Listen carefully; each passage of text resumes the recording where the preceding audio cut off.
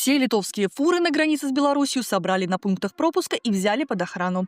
Чтобы нас потом не обвинили, что мы там что-то плохое сделали. Взяли их под охрану. Хотят эвакуировать, ну что ж, будем договариваться. Заявил Лукашенко во время совещания 10 ноября. Охрана стоит 120 евро в сутки.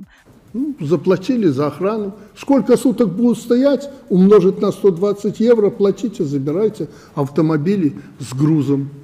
Если в ближайшие там несколько дней это не будет сделано, мы примем решение, как МИД заявил, в соответствии с нашими законами, вплоть до конфискации этих автомобилей. Они не могут болтаться на дорогах 1100 или 1200 огромных фур, которые стояли где-то там на дороге. Обратил внимание глава государства. За предыдущий день Литва приняла только 75 фур из возможных 500. Сегодня с 9 утра движение литовских грузовиков на границе прекращено в обоих направлениях.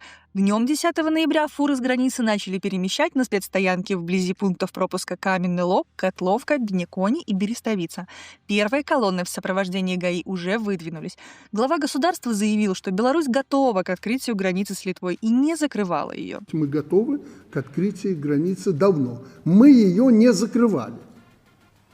В течение нескольких часов она с нашей стороны может возобновить свою работу. Пограничники в целом к этому готовы.